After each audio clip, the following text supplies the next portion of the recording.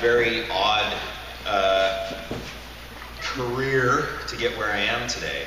And so what we wanted to talk about was just sort of how all of us got to where we are, and hopefully inspire you guys to not think that your career necessarily needs to be quite as linear as maybe you might think it needs to be. That was just a word salad, but you know.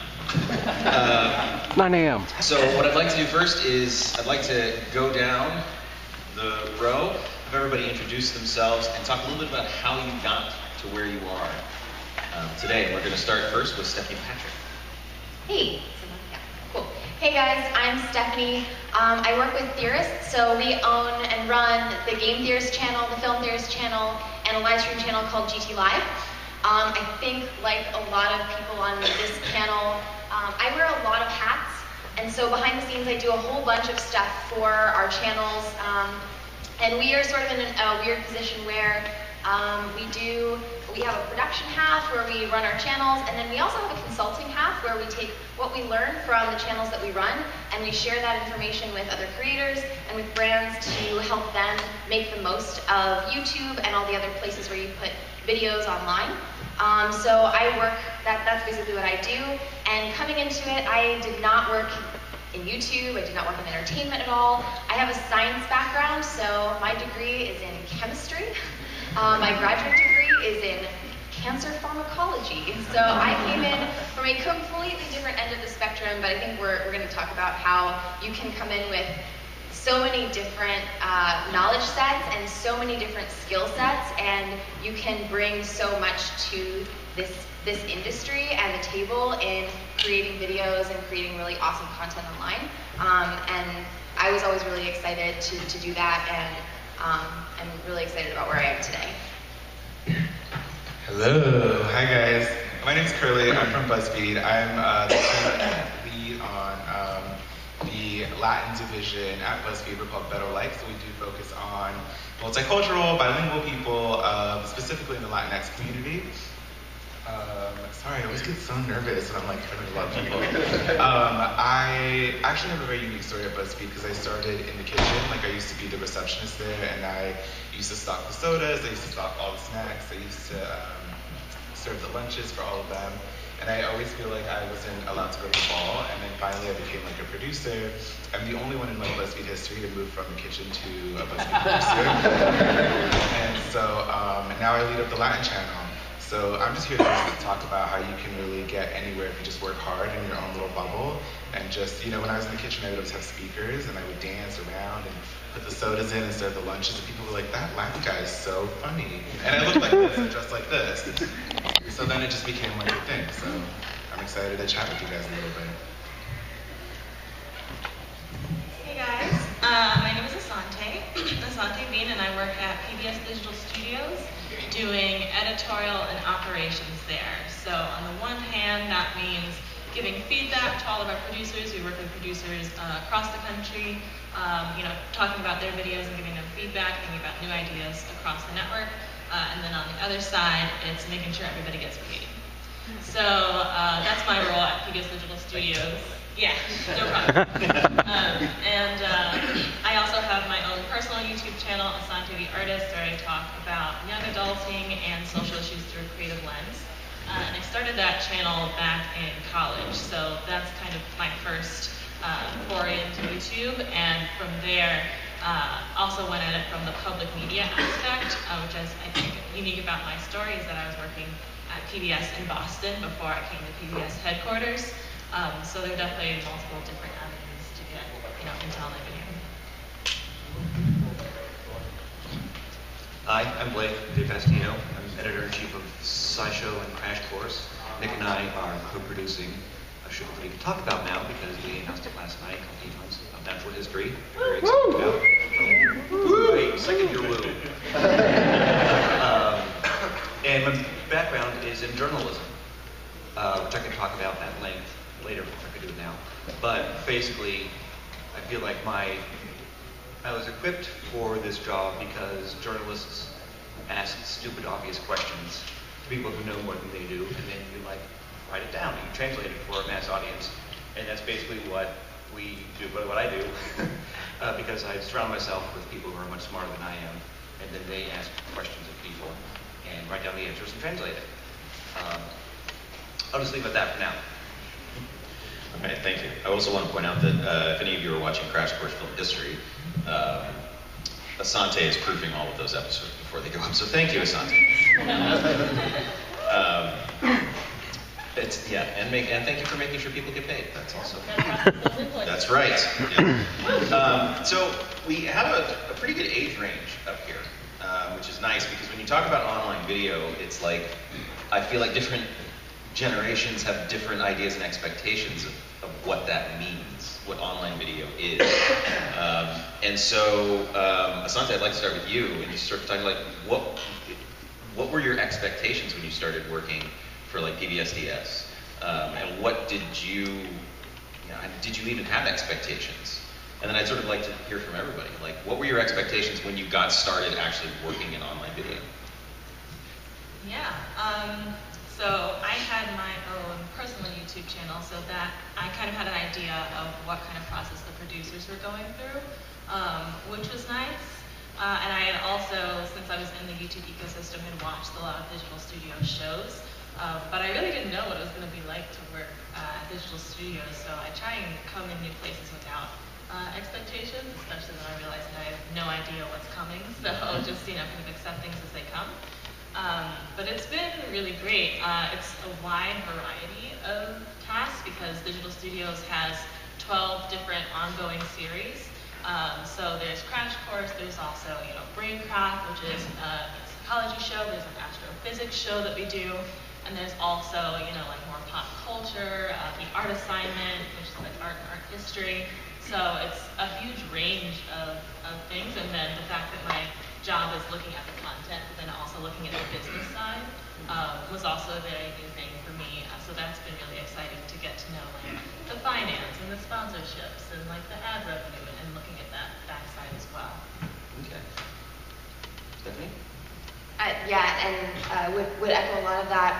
And for me, it was one of those things where my expectations going in are so completely different from expectations now, essentially, and the expectations of people going into working in this area 5 or 6 years ago are now like completely unrecognizable from a lot of the ways that people are going in today. So when we started game theory 6 years ago, and I was like doing sciencey consulting for it, like science concepts, and we were looking at color schemes and logos and stuff for videos that weren't even on YouTube because YouTube didn't have enough videos on it to even to be a reference point. And at that time, vlogging wasn't a thing, so the only thing you have to reference as a business, from a business perspective, is blogging. And for literally the first 3 years or something that game theory existed, I would talk about never expect to make money from your blog. Never expect to make money from your blog. Blogs don't make money. You should never go into anything in this area expecting to ever make money or essentially make it into a business, right? But at this point, we're in such a completely different world with this where now, and you spoke about the different generations, and that's so accurate. Now we're at this point where, for the first time ever, the generation of YouTubers that are here, that are actually even at VidCon, that are 19, 20, 21 years old, these are the first people ever who have literally grown up with YouTube as a career aspiration. And to go from the idea of don't expect to make money from your blog to now the perspective of when I grow up, I want to be a YouTuber. Whether that means in front of the camera or whether that means being a producer or something else, that shift has been just so immense in the span of 5 or 6 years. It's amazing. Really? What were your expectations? Oh, my expectations were different. I came from fashion, so I wanted to go in and produce really beautiful videos. I was like, I want to do an artistic thing. But it's interesting because I feel like people consume content differently now, right? With Vine, it was shorter on Instagram, you're on a minute. We also see that different videos perform differently on different platforms. So that changes everything too. If I want to make a really beautiful 20-minute video, no one cares, I did this really cool 5 Selena hairstyles. Selena's super big in the Latin world. And I made it really poetic and really beautiful. And my co-producers were like, this is boring.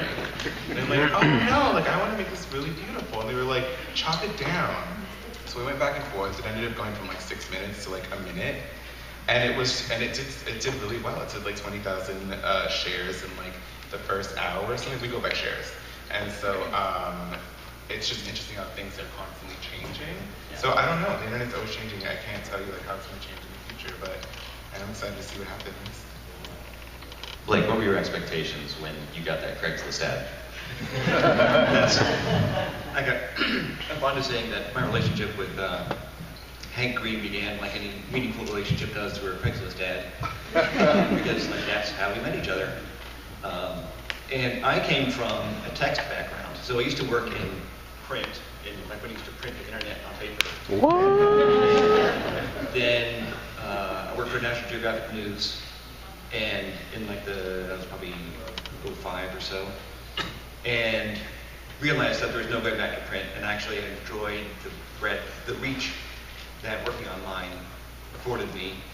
But then when I started working for Hank, I didn't really have any expectations because I had not written for human speech. I wrote to be read. And that was the main hurdle for me, was articulating my thoughts in a way that Hank would articulate them. So not just like how a person would say them, but how it would make sense, it would be authentic coming out of Hank's mouth. But I think it worked eventually. So yeah, my expectation was I expect to not know what I'm doing for the first couple of years, and I was totally accurate on that. Excellent. A quick note here on my expectations. This is a perfect example of my expectations of what online video was. When I got the first email from Hank, I ignored it because I saw YouTube. I came from a very strict film background, so I came from film school, and this is a problem with a lot of film schools, is they're always telling you to push harder for technology and push harder to do things that nobody's seen before, but when that thing falls out of what we would consider to be traditional, all of a sudden film schools start to back up, and they start to say, well, not that. And I had sort of picked up that habit, unfortunately, as a teacher. And so the second time they emailed me, I was a little bit more open to it and talked to them, and then by the end of it, I remember the big thing that fell into play was it was either Hank or Michael looked at me kind of cross-eyed and went, oh, no, we're going to pay you. And I went, oh, this is a job interview. Okay. Which I've told them before is like the best possible scenario for a job interview is when you don't know you're in one. Yeah. And then I had that panic moment of like, oh God, I've been too honest. So my expectations were that at that time, the world of online video was in some way invalid. And I definitely have changed my tune on that. I think it's definitely the way of, if not the present, the future. And I think there are a lot of roads we have to hurdle still to be. I don't want to say be taken seriously alongside other mainstream media, but I think to get there and make sure it's not as volatile as it is right now in terms of how people make money from it and how people make careers out of it. But I think we're getting there. One of the big things that you'll see on this panel is a lot of us are behind the camera, a lot of us are in front of the camera, and some of us skirt that edge and do a bit of both.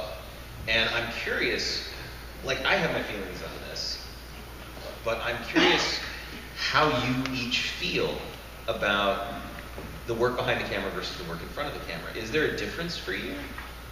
Do you feel there's more power in one of these two places?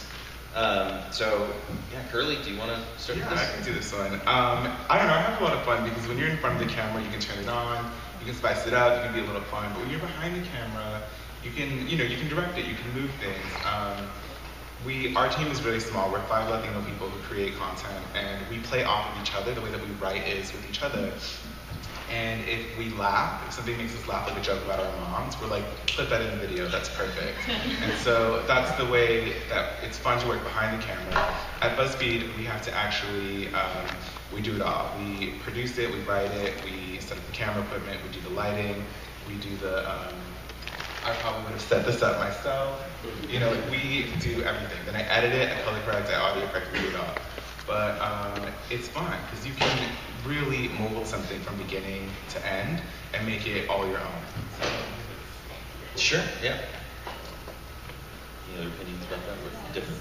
I do my personality-based channel as like my side hustle, and then PBSDS as my day job. I kind of like having those two aspects and having them separated. I like having my like channel that I control, and I do the front facing, and I can do the writing and be very creative with it. But then I also have a setting that is like, you know, my stable paycheck that isn't necessarily based on my personality or like my creative genius. If I feel like my creative genius isn't awake that day. So yeah, so like I like having those two sides of the coin to balance each other out. Excellent. Now, Blake, you have just started being in front of the camera after 5 years of being behind the camera. Yes, and like, what even am I?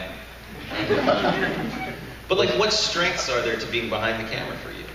Well, the big leap for me was actually working with you on Eons and seeing what goes into producing a program. And first of all, like, how much stuff you have to stay on top of. Like, what is this about? And then, what do we have to say and how are we going to say it? Finding talent, and in my case, it's like, you know, talent. And then there's like the content end, and then all the logistics that go around, like we want to do some field shoots this summer, and that's just like, it's a full-time job, just producing that one channel. So Right, but we are in a position where you are a writer, you are a script editor, you are a producer, and you are a host. Yeah. So we're a lot of Reginald Luder's head. Yeah. But it also was incredibly enriching and rewarding because, just like Curly was saying, you get to make it from start to finish. You know, like you make your mark on every aspect of that project, but you also own all of it. So if something goes wrong, your butt's on the line. You know. So it has its ups and downs. That's the biggest, most recent reach for me. And then being in front of the camera has been an exciting transition for me too, because it's the first time that I don't have to put words in someone else's mouth. I can write for myself, and I'm actually speaking for myself, and I can talk about stuff that I'm actually really passionate and excited about or fascinated with. And usually, like for the first 5 years, it was me telling other people what they should talk about, be fascinated about, or fascinate other people with. But now there's no middleman, which is why, again, it's a full-time job. So I think that for all of us, no matter what we're doing or no matter what role we're playing with whatever channel or company we're working with, the important thing is to know what your role is relative to other people's roles, right? So for me, working behind the scenes, my job is to provide perspective to the other people on my team.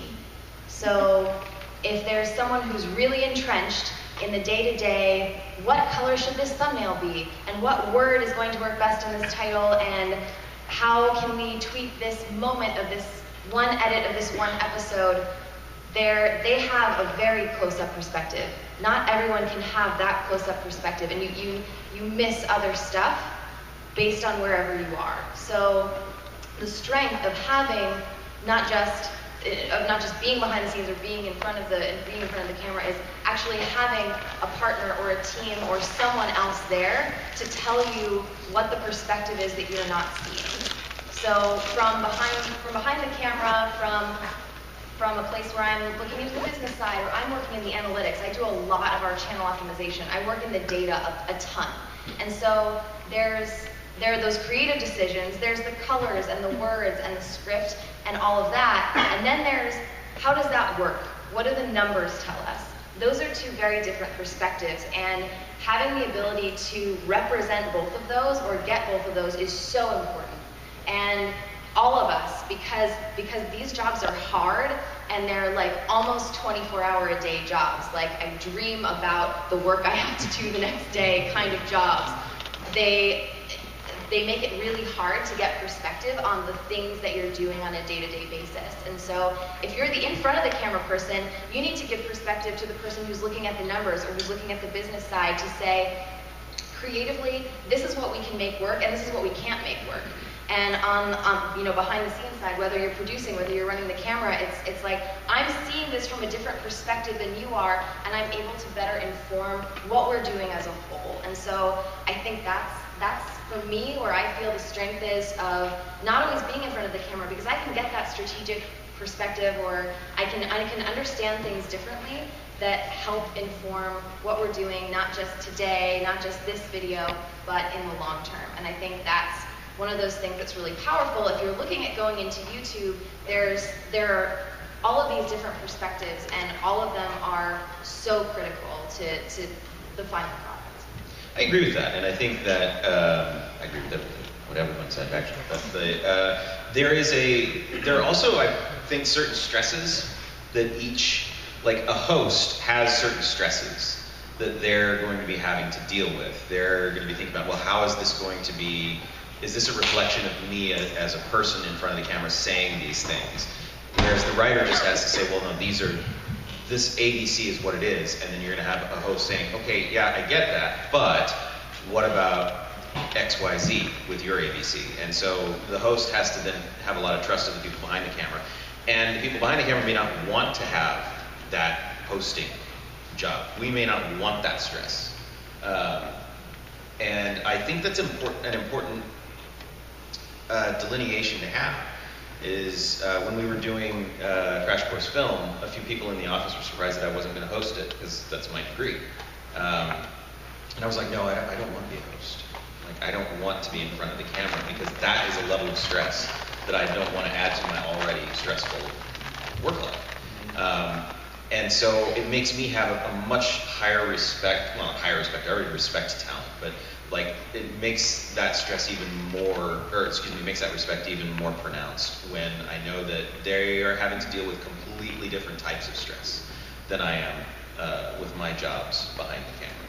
So yeah, I would echo that, and I would echo the power of having a team that all has different roles. From the digital studio's perspective, we're not physically producing any of the videos. We're just doing reviews. So when the videos come into us, we're a perspective that hasn't, lived with it for a week because they're trying to finesse it. So we bring that outside perspective, and I do editorial review, and Lauren does editorial review, the executive producer. So that's two people that you get who are more removed from the content, but still have its success in mind, and can also bring in, well, how does this fit with our shows across the network? Is there another show that's also going to go out about gravitational waves in the same week that we can work with? Right. How does this work with like the PBS brand as a whole? So to have those different perspectives, I think is really important. Very much. The one other thing that I would add to that, because I totally agree, there is a flip side to that. And this is actually something that on our consulting side, we talk a lot with brands about keeping things too separate, actually. So there's like this sort of comfortable middle ground where people get their different perspectives, but they're not so removed that they're actually becoming siloed. So I think a lot of the smaller YouTube sort of creator studios have it in this sort of sweet spot at the moment where you can have people who are wearing multiple hats, and so you do see and understand the full range of everything that's going on. But you are not so removed from everyone else that you feel like, I have no idea what you do over there, or I don't have an understanding of your job.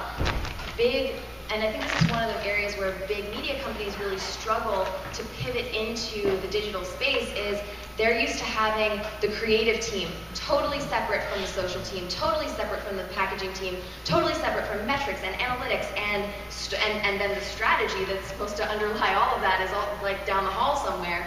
And so you have these teams that are completely separate, and when we talk to them, we're like, okay, here's your creative, and here's also the packaging that goes around it, and here are best practices for thumbnails, and here's how you do SEO, and they're like, whoa. We were only responsible for that one creative piece.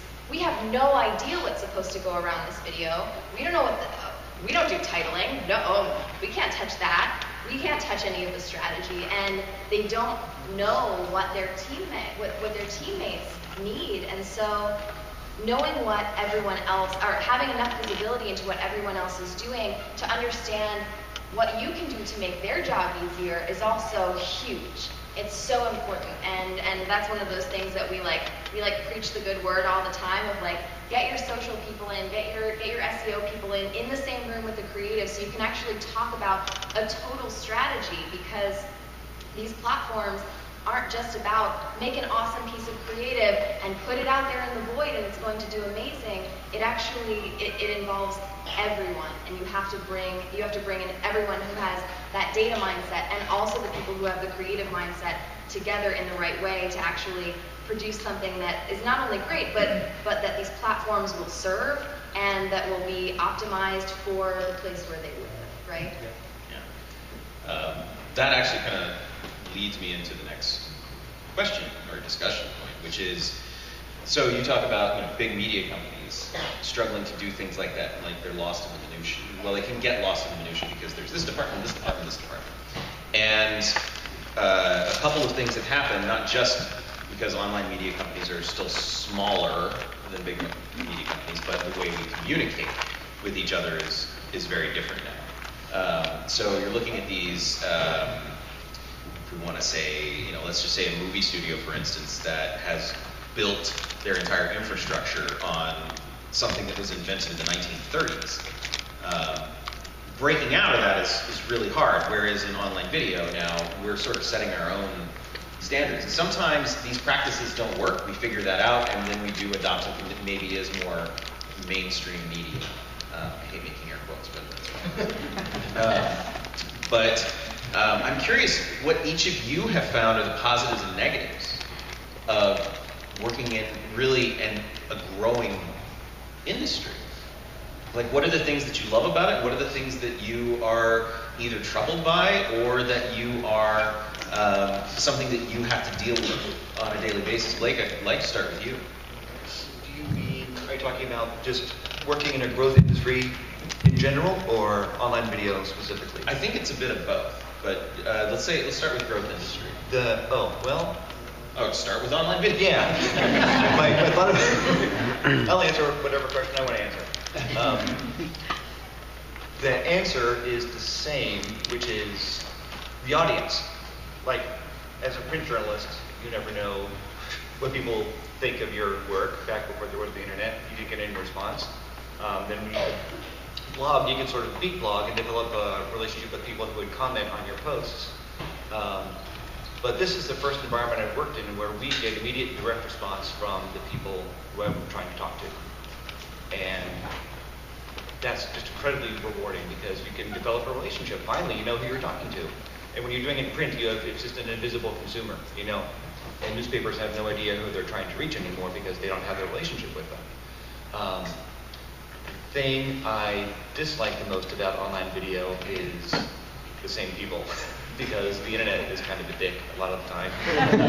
And they just, trolls just do what they do. And I didn't know that, I didn't know that going in. I sort of had to prepare myself emotionally for how people respond to stuff that I worked so hard on. And whatever they're saying doesn't reflect any actual thought they put into it. It's just like they're having a bad day or whatever. So, pluses and the minuses are the same thing. Now the growth industry part is just like, that's always fun. To feel like you've caught the right wave, right? You're in the rising tide will lift all ships, and you found your ship.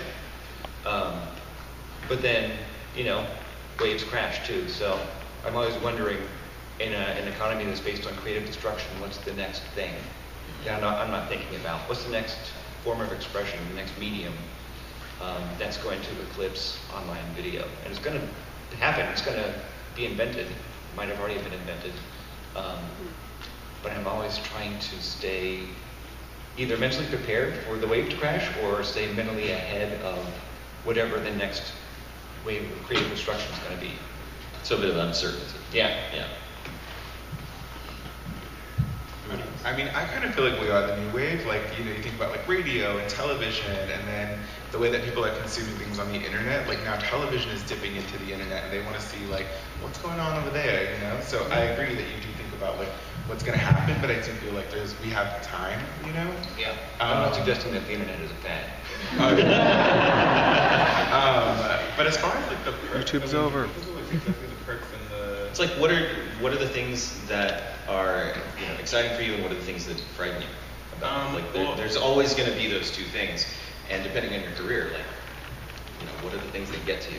I mean, I'm a cusser, guys. I'm sorry. Like, I fucking love doing what I do. Like, it's amazing. It's great to do like things for people who aren't represented in the media quite frequently. Like, I'm Salvadorian.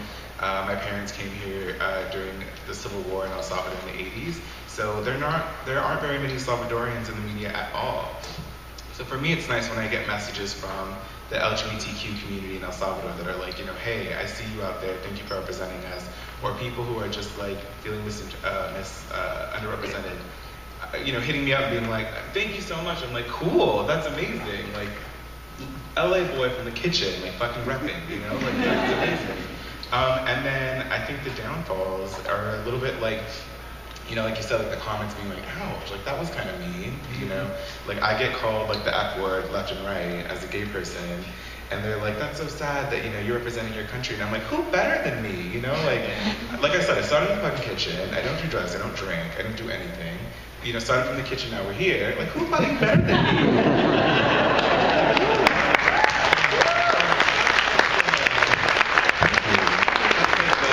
Good and the ugly for me. That's great. I would echo all of that for the good, all of the fact that you have a direct connection with the people who you're creating or doing work for, the fact that you can have really fantastic personal connections and truly impact people's lives in a direct one-to-one way is absolutely incredible. The other thing I would add to that, again, coming from the behind-the-scenes side, is I've been able to work with and hire people from an unbelievable range of industries, and one of the coolest things for me is actually when I find someone whose like background is weirder than mine, getting to this point. And also it allows people to do things that they would really have never expected to do. Again, chemistry major, deep introvert, all throughout most of my career. Yesterday, we did a live stream live here at VidCon, down in the gaming stage, and it was packed, it was standing room only. I haven't performed on a stage since my 5th grade piano recital. Please don't tell anyone at VidCon who let us do that yesterday, but that's true. But having those kinds of experiences and being in a career that has, some days, I'm doing finance, and yesterday I talked to people about and played like really embarrassing games with people on a stage, and that's an incredible spectrum.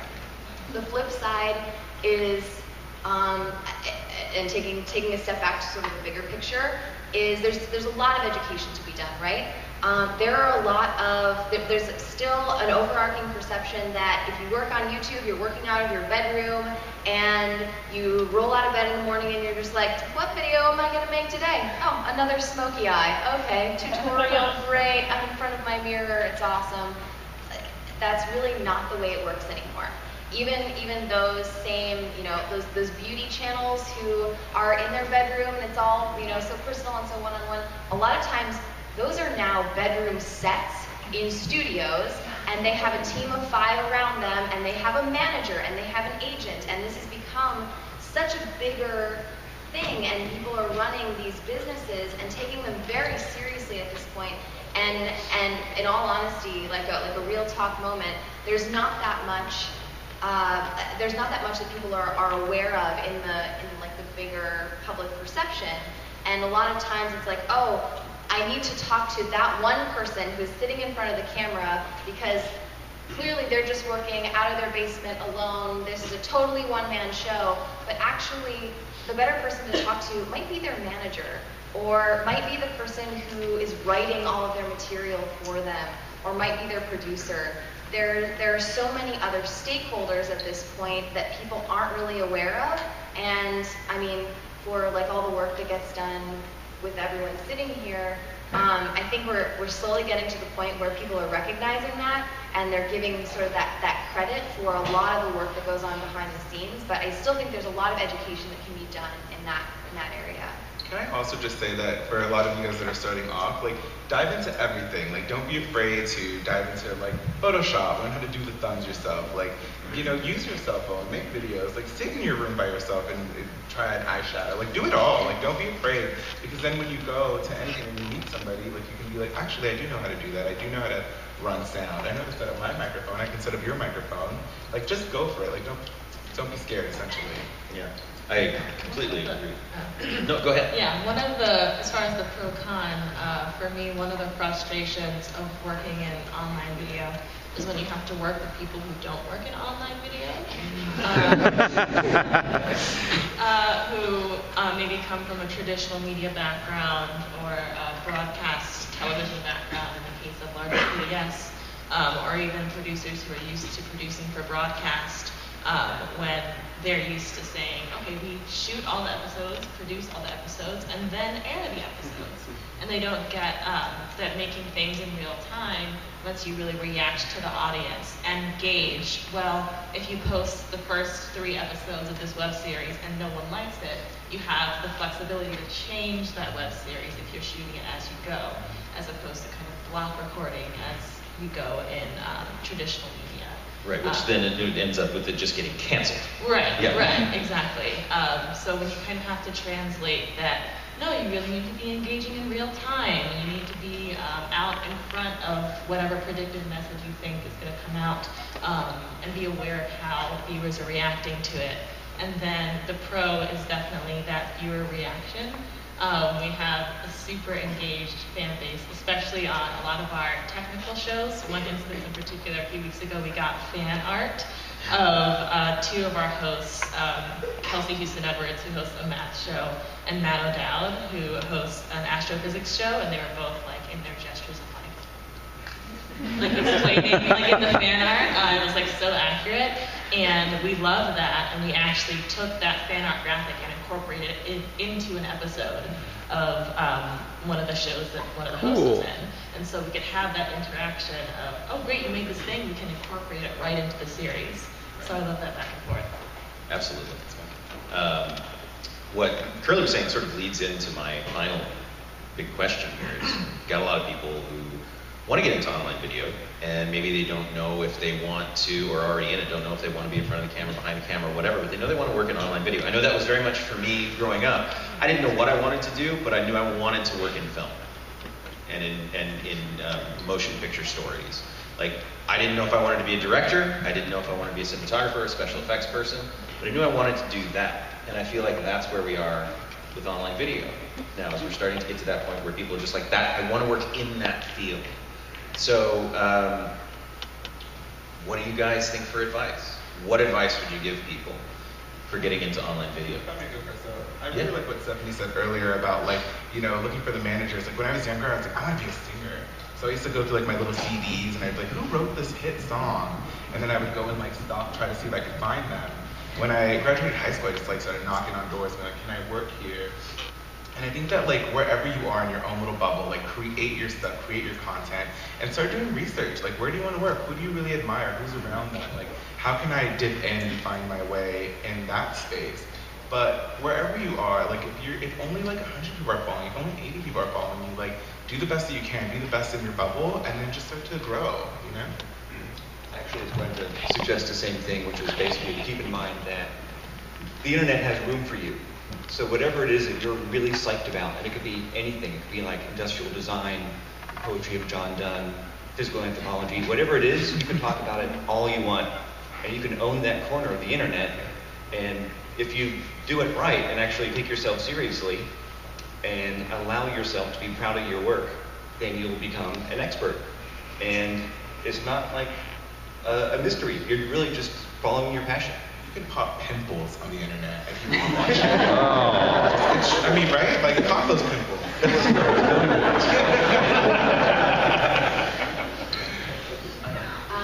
So for getting into this space, I think the advice really depends on where you're coming from. We talk again on our consulting side to big brands, and they ask basically the same question of how can we get into digital video and into digital media. And our first question is, well, do you watch digital video? Because for a lot of them the answer is no. And so the first place to start, if you don't already, is to watch YouTube. If you want to work on YouTube, watch YouTube. When we interview people who come to work for us, and there are several people who work for us in this room and can attest to this, the question that we ask everyone is, we have a two-part YouTube question, which is, how many subscribers does it take to get into the top 100 channels on YouTube? And can you name 10 of the top 100 channels? And at the outset, if you watch YouTube, those questions shouldn't be that hard, because you should probably be a fan of several of those top 100 channels, or at least you can name enough Vivo channels. I mean, come on.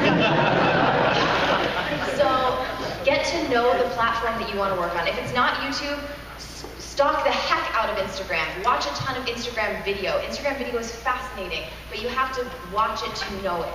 And then if you watch YouTube a lot already, and you already know this is a place you want to go into, but you're not sure how, I would say one of the biggest things you can do is get to understand what all the roles are. And this panel really speaks to that, which is everyone knows that you can be a YouTube creator in front of a camera, but what is a channel manager? What does it mean to do a job in analytics? What does it mean to be an audience development expert? All of those are very specific YouTube jobs and require immense knowledge about YouTube and everything that goes on it.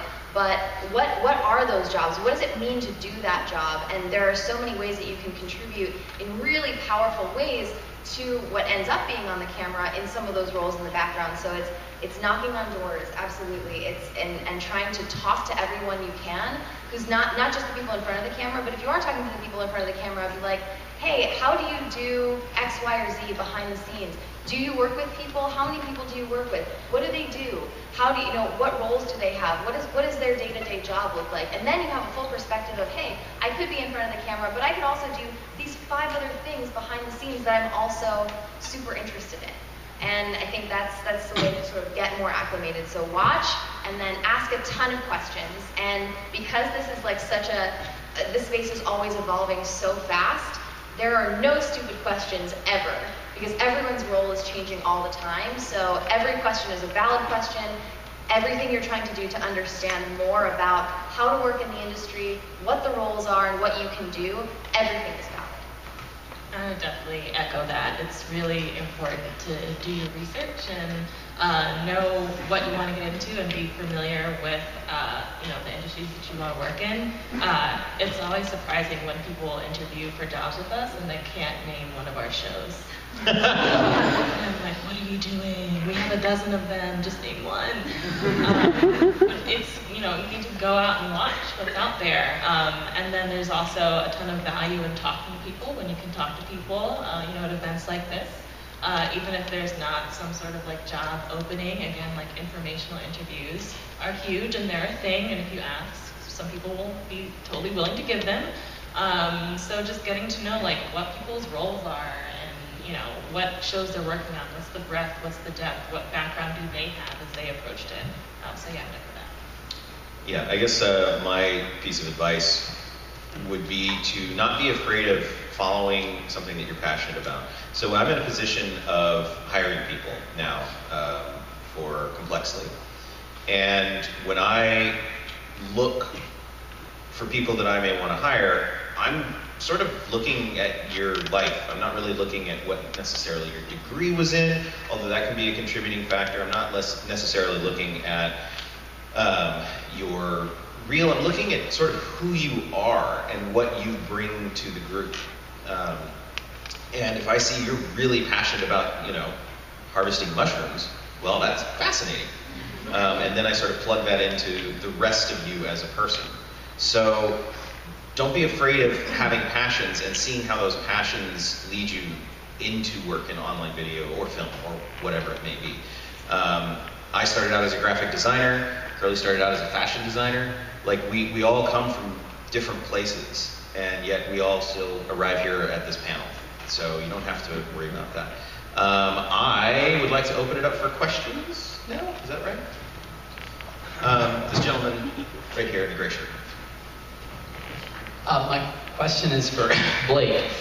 Following up on your comment about there being a corner for everyone on the internet, I'm wondering if you could maybe comment on, not to make a devil's advocate point, but just the fuller aspect of it.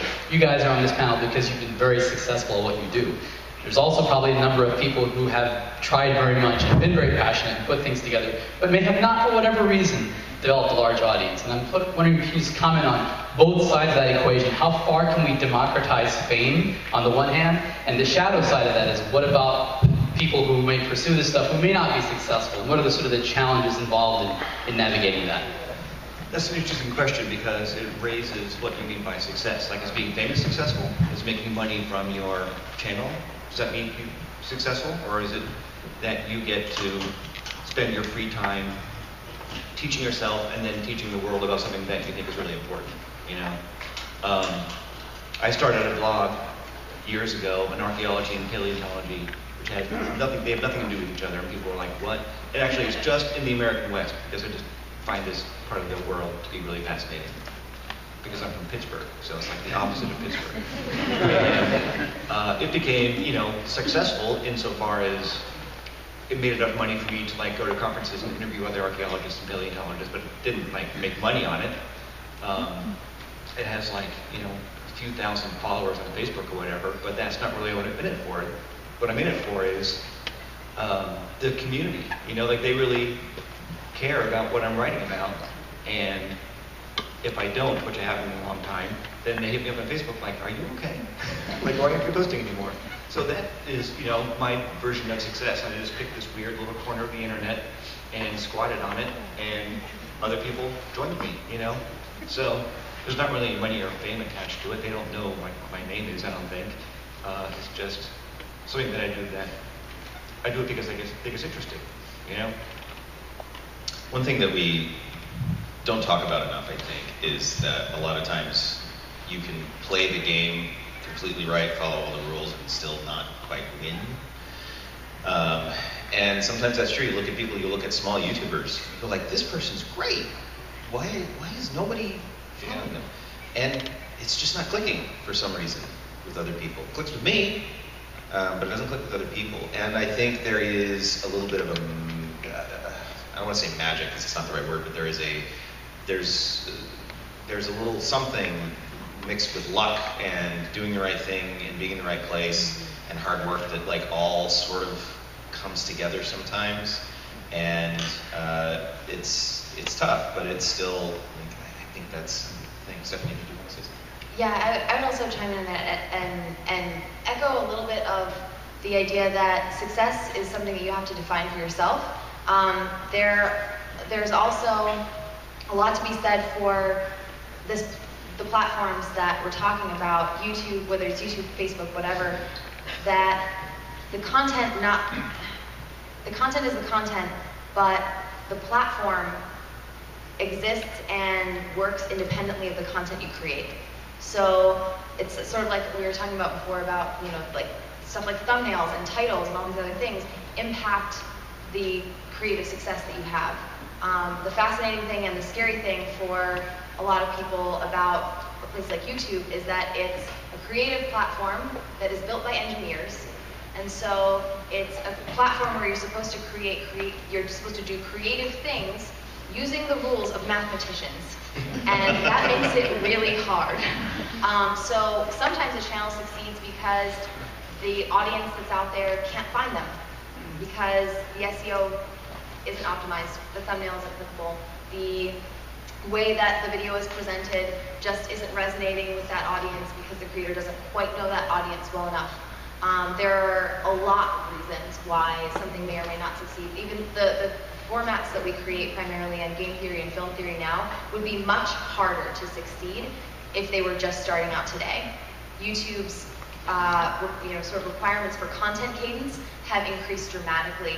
YouTube's emphasis on watch time makes it very hard to create really premium looking, super high production value content as frequently as the platform requires it in order for that to maintain visibility. There are so many factors that go into that.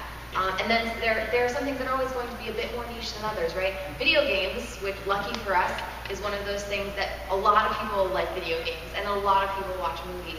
The poetry of John Donne, I have read some of the poetry of John Donne, wouldn't necessarily bet on that horse on YouTube.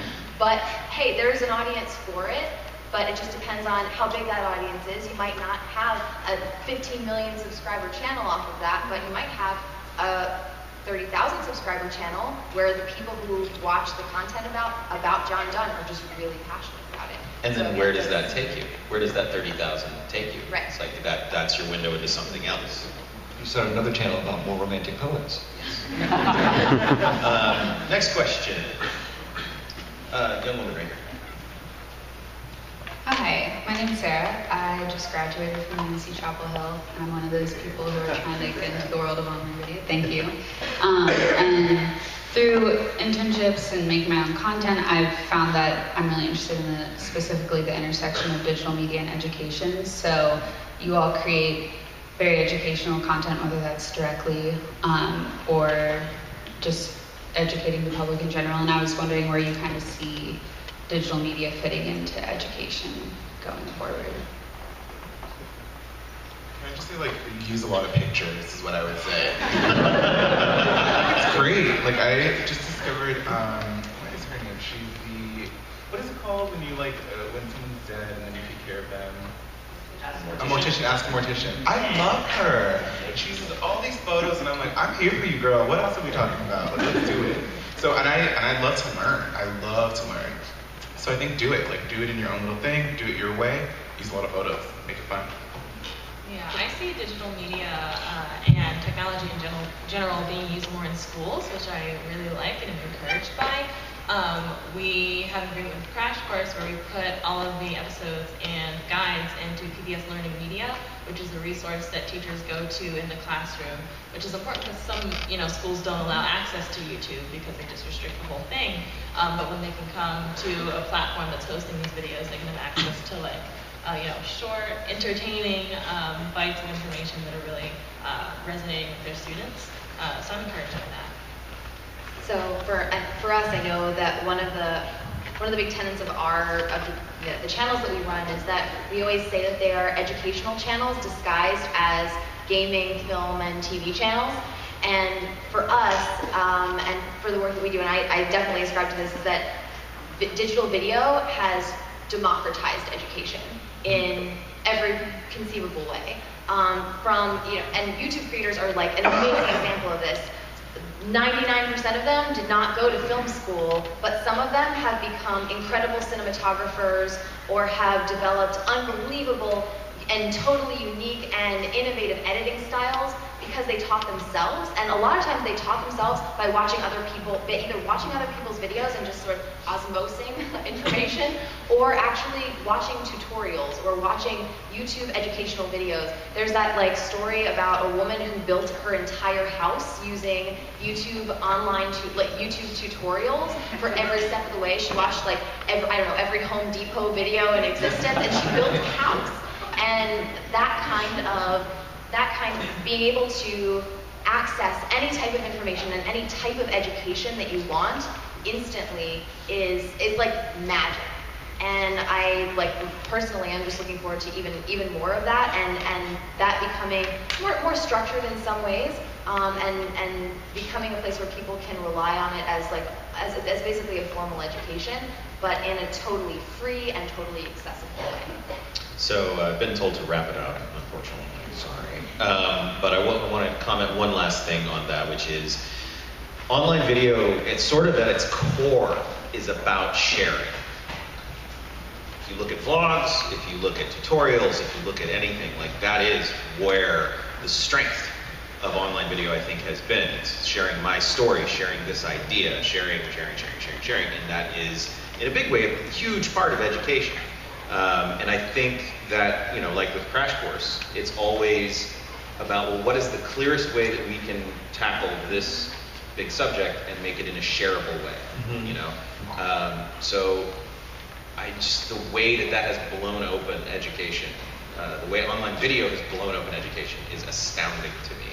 And as a person who came from teaching, like, it's also like, if you're a filmmaker, you know that nobody talks about how to do things unless you're in film school. There are trade secrets. Like, if you ever watch a behind the scenes featurette from any movie, notice you will never see a director working with an actor.